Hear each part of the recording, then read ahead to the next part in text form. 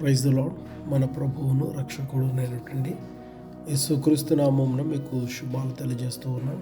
ఈరోజు దేవుని యొక్క వాక్యము కీర్తన భాగం 130వ కీర్తన 7వ వచనం.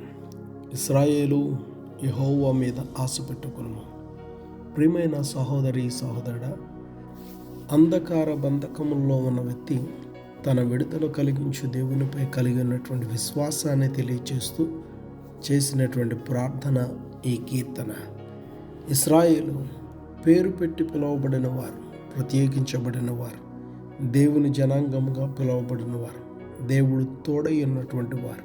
మనమందరం నూతన ఇశ్రాయేలీయులము. యెహోవా మీద ఆశ పెట్టుకొనుము. నిరీక్షణ లేని సమయంలో, నిస్సహాయకులుగా ఉన్నటువంటి సమయంలో, ఉపాయము లేని అపాయకరమైనటువంటి పరిస్థితుల్లో మన ఆశ దేవుడే. దేవునిపై మనము కలిగి ఉన్నటువంటి ఆశ వలన కృపను పొందుకుంటాం. అనగా యోగ్యత లేని దానికై దేవుని కృపను బట్టి అర్హులుగా ఎన్నుకోబడతాం. దేవుని కృపను బట్టి గొర్రెల కాపరిగా ఉన్న దావీదు రాజుగా ఇశ్రాయేలులో ప్రజలందరినీ పరిపాలించడానికి అభిషేకించబడ్డాడు.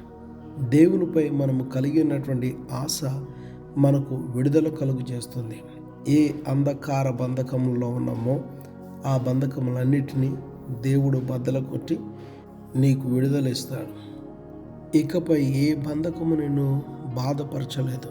కారణం, దేవునిపై నీవు కలిగి ఉన్నటువంటి ఆశను చూసిన దేవుడు తన కృపతో నీకు యోగ్యతను కలుగు చేస్తాడు మరియు బంధకముల నుండి విడుదల ఇచ్చాడు.